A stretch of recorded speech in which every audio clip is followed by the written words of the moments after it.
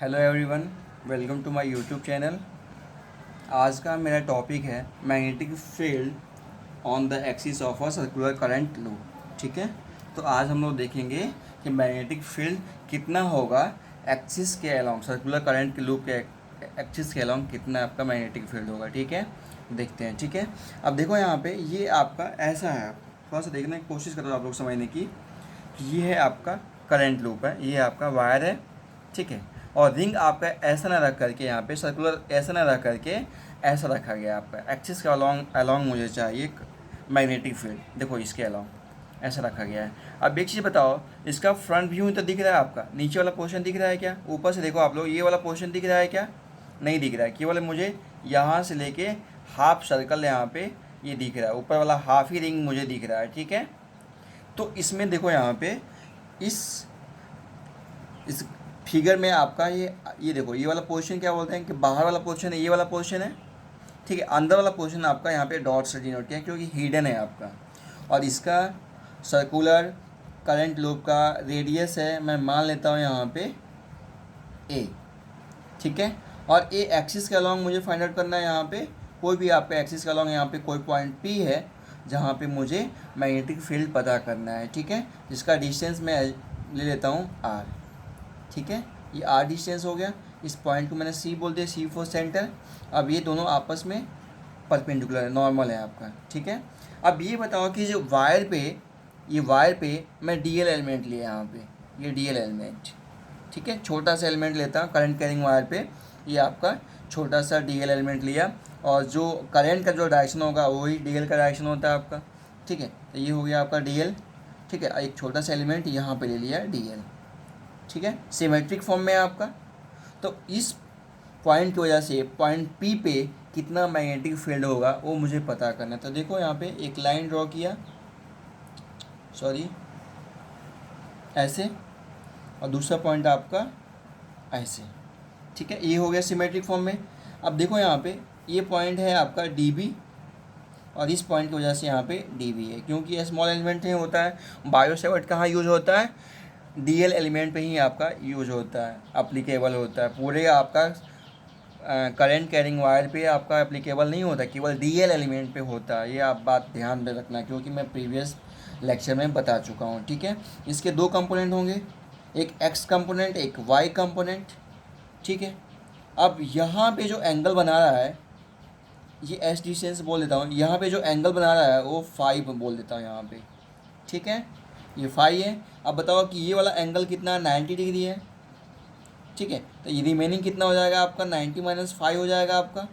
अब देखो ये वाला और ये वाला जो डी बी है आपका और जो डिस्टेंस है वो आपस में नॉर्मल होता है, क्योंकि मैंने बताया था अगर करंट ऐसे जा रहा है, ये देखो यहाँ नीचे से ऊपर जा रहा है, करंट को यहाँ पे ऐसे करके कर्ल से घुमा करके मैग्नेटिक फील्ड का डायरेक्शन मुझे पता करते थे, याद है क्या?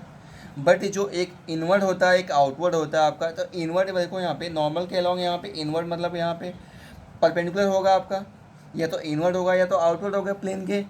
तो यहाँ पे जो डायरेक्शन होगा, जो डिस्टेंस ले रहा हूँ यहाँ पे एस, जिसको बोल रहा हूँ डी एल एलिमेंट से कोई ये पॉइंट पी तक जो डी एस एलिमेंट डिस्टेंस है, ये डिस्टेंस ये मैग्नेटिक फील्ड के नॉर्मल होता है आपका, ये नॉर्मल होता है, ये नॉर्मल होता है। ठीक है, तो ये 90 माइनस फाइव है, तो ये हो गया आपका फाइव हो गया।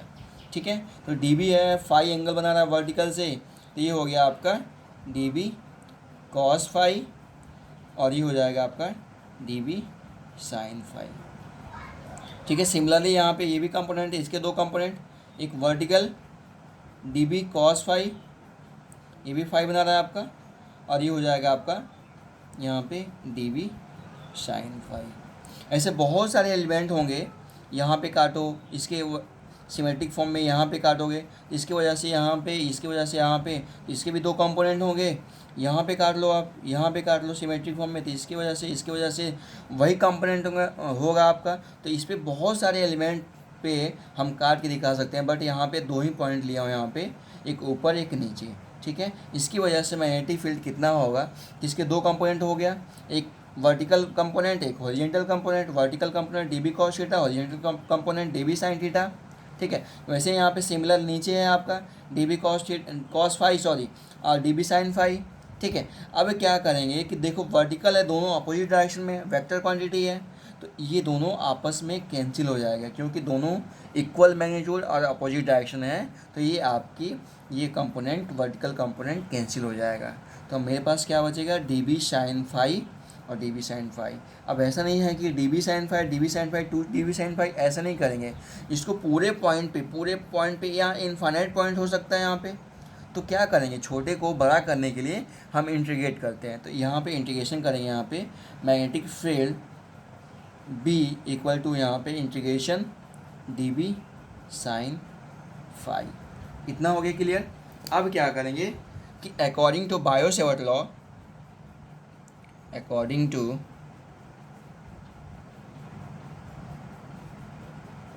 शेवर्ट लॉ क्या होता है, d B mu naught upon 4 pi आई d l sine theta upon distance square. D l से जो पॉइंट पी तक जो डिस्टेंस होता है उसका स्क्वायर होता है आपका, ठीक है। ये हो गया D B according to Biot Savart law.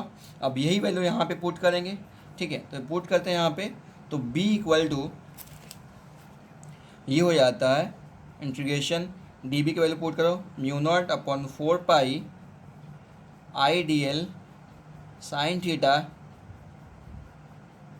Upon S square. ये हो गया आपका साइन फाई, ठीक है। ये वैल्यू डी बी का वैल्यू यहाँ पे इस पॉइंट पे पुट कर दिया, तो ये हो गई आप। अब देखो यहाँ पे थीटा क्या है आपका, थीटा वो एंगल है, angle between d l to distance at point p, इसके बीच में जो एंगल बनता है आपका, ये एंगल होता है, ये होता है आपका थीटा। ध्यान देना आप लोग, जैसे कि मैंने बताया था बायो-सेवर्ट में, ये हो गया डी एल एलिमेंट मैंने यहाँ पे लिया था और इसका पॉइंट पी तक यहाँ पे, तो यही तो एंगल बना रहा था आपका। जो करंट और डिस्टेंस के बीच में जो एंगल बनाता था उसी को तो थीटा बोलते थे यहाँ पे, यही तो थीटा है आपका। डी एल एलिमेंट और आपका जो डिस्टेंस है उसके बीच में जो एंगल बन रहा है उसी को तो थीटा बोलते थे। तो ये देखो यहाँ पे करंट आपका है, डी एल एलिमेंट है, तो इसके बीच में, और यहाँ पे एस डिस्टेंस है आपका, इसके बीच में जो एंगल बनेगा वो थीटा है, ठीक है। तो ये हो गया थीटा। अब एक चीज़ बताओ आप लोग कि ये जो वायर है, मैंने अभी बताया था, ये वायर एज्यूम कर लेते हैं यहाँ पे, ये वायर है आपका, ठीक है। अब एक चीज़ बताओ कि ये जो डी एल एलिमेंट यहाँ पे कट कर लिया यहाँ पे, ठीक है, तो ध्यान देना, यहाँ पे डी एल एलिमेंट कट कर लिया। अभी देखो यहाँ पे ये नॉर्मल हो गया क्या, ये नॉर्मल है आपका, ऐसे नॉर्मल है। अब यहाँ पे ऊपर भी ले जाओगे तो ये भी तो नॉर्मल है, डी एल एलिमेंट छोटा सा एलिमेंट है ना, ये छोटा सा एलिमेंट है, तो डी एल एलिमेंट के परपेंडिकुलर ये भी है, ये भी है, ये भी है, ये भी है, ये भी है। तो इसका मतलब कि डी एल और डिस्टेंस के बीच में जो एंगल थीटा है वो वैल्यू कितनी है आपकी, theta equal to 90 degree since d l perpendicular to s, ठीक है। इतना ध्यान रखना कि थीटा 90 डिग्री कैसे होता है, बहुत लोगों को समझ में नहीं आता, बट आप लोग थोड़ा सा डिजर्व करना इस पॉइंट को। देखो यहाँ पे कि ये फिर से मैं बोल रहा हूँ कि ये है आपका करंट कैरिंग सर्कुलर लूप है आपका, जिसमें करंट फ्लो कर रहा है। यहाँ पे डी एल एलिमेंट काटा, यहाँ पे ले लिया यहाँ पे। अब इसके देखो यहाँ पे जो डिस्टेंस मैं ले रहा हूँ, एस डिस्टेंस ले रहा हूँ यहाँ पे, या तो ऐसे लूँ, या तो ऐसे लूँ, या तो ऐसे लूँ, ये आपका ये हमेशा नॉर्मल ही बनेगा आपका। ये तो ऐसे ले लो आप नीचे, ये तो ऊपर ले लो, या तो कहीं भी ले लो आप ऐसे, तो ये हमेशा डी एल के नॉर्मल ही तो रहेगा आपका ये पॉइंट। या तो ऐसे देख लो आप लोग, ये करंट है तो ये ऊपर ले लो, या तो ऐसे ले लो, या तो ऐसे ले लो, हमेशा क्या बोलते हैं इसके नॉर्मल ही रहेगा आपका, इस पॉइंट के नॉर्मल ही रहेगा। तो जो थीटा है वो 90 डिग्री है, हमेशा ध्यान रखना। तो यहाँ पे साइन थीटा इक्वल टू कितना हो जाएगा आपका, साइन 90 इक्वल टू 1, ठीक है। थीटा की वैल्यू 90 रखा तो साइन 90 इक्वल टू 1, तो b magnetic field equal to mu naught upon 4 pi I d l sine phi upon S square. यहाँ तक क्लियर है, ठीक है। अब देखो यहाँ पे डी एल क्या है आपका, छोटा सा एलिमेंट है, यहाँ पे इस पॉइंट पे डी एल एलिमेंट छोटा सा है, बट एल इंटीग्रेट करेंगे तो पूरा आ जाएगा आपका। कितना हो जाएगा, सर्कमफेरेंस ऑफ सर्कुलर के इक्वल होगा आपका डी एल, तो एल इक्वल टू हो जाएगा आपका, ये हो जाएगा 2 पाई ए। ये क्या है आपका, रेडियस ऑफ सर्कुलर लूप, ठीक है। 2 पाई कॉन्स्टेंट है, ठीक है। तो यहाँ पे mu naught upon 4 pi I sine phi S square constant value है। क्या वेरी कर रहा है आपका, डी एल वेरी कर रहा है, तो डी एल को इंटीग्रेट कर देंगे, तो ये हो जाएगा mu naught upon 4 pi I sine phi upon S square, और इंटीग्रेट क्या कर रहे हैं, डी एल है क्योंकि डी एल ही वेरिएबल है आपका। तो ये हो जाएगा म्यू नॉट आई, डी एल की वैल्यू यहाँ पे 2 पाई ए अपॉन 4 पाई एस स्क्वायर, ठीक है, और ये हो जाएगा आपका साइन फाई, ठीक है। ठीक है, डी बी की वैल्यू क्या आया था आपका, वी की value magnetic field mu naught upon 4 pi आई 2 पाई ए और 4 पाई एस स्क्वायर, और ये हो जाएगा आपका साइन फाई। तो 2 पाई 4 पाई 2 हो जाएगा आपका। अब साइन फाई इसमें देखो आप लोग, साइन फाई ये आपका परपेंडिकुलर, ये बेस और ये हाइपोटेनस, ठीक है। तो साइन फाई लिख सकता हूँ क्या यहाँ पे, sine phi equal to perpendicular upon hypotenuse, तो ये हो गया आपका ए बाई एस, ठीक है।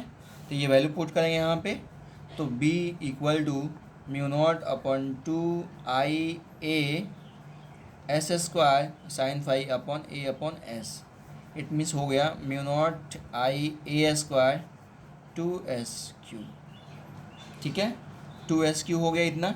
अब देखो यहाँ पे s की वैल्यू क्या है आपका, ये हाइपोटेनस है, ये ए है, ये परपेंडिकुलर है, ये आपका बेस है। तो यहाँ पे hypotenuse equal to under root बोल सकता हूँ यहाँ पे a square plus r square बोल सकता हूँ यहाँ पे। तो ये वैल्यू यहाँ पे पुट कर देंगे, तो ये हो जाएगा b equal to mu naught i a square, और ये हो जाएगा आपका 2, और ये हो गया एस की वैल्यू यहाँ पे पुट करेंगे तो ए स्क्वायर आर स्क्वायर 1/2, और 3 आपका यहाँ पे क्यू है तो 3/2 हो जाएगा आपका, ठीक है। ये हो गया आपका magnetic field on the axis of circular current loop, ठीक है। इसके बाद से अगर मैं मानता हूँ कि if the coil consist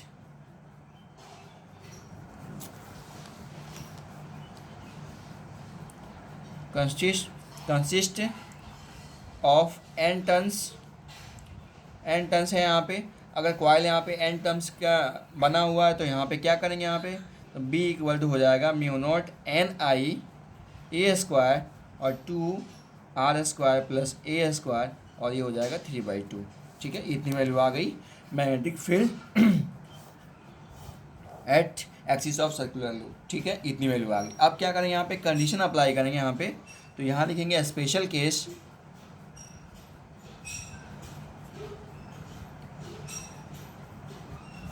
star से मैं डिनोट करता हूँ यहाँ पे। देखो फर्स्ट क्या है आपका, फर्स्ट कंडीशन है आपका eight the centre current loop, centre पे इसका लूप कितना होगा, तो देखो यहाँ पे तो जो डिस्टेंस है आपका सेंटर पे है, इट मीन्स जो आर की वैल्यू है आपका, जो आर है सेंटर पे मुझे मैग्नेटिक फील्ड पता करना है, तो जो आर डिस्टेंस लिया हो तो ये तो वैल्यू 0 हो जाएगी आपकी। तो उस कंडीशन में आर की वैल्यू 0 हो जाएगी, तो मेरे पास क्या बचेगा, b equal to mu naught n i a square और 2 आर की वैल्यू 0 हो जाएगा तो ए स्क्वायर 3/2, 2 कैंसिल हो जाएगा, तो ये हो जाएगा आपका mu naught n i upon 2a, ठीक है। इतनी वैल्यू आ गई आपकी। दूसरा कंडीशन क्या है मेरे पास कि at axis lying for always from the coil, ठीक है। देखो यहाँ पे सेकेंड केस क्या आपका यही बोल रहा है कि आर जो डिस्टेंस है सेंटर टू पॉइंट पी वो ज़्यादा होगा, ग्रेटर देन होगा आपका रेडियस से, उस केस में क्या होगा आपकी वैल्यू, ठीक है। तो उस केस में होगा बी इक्वल टू, यहाँ पे रखेंगे mu naught n i a square, और ये हो जाएगा आपका ए की वैल्यू 0 हो जाएगा, तो यहाँ होगा आपका RQ, ठीक है। इतनी वैल्यू हो गई आपकी।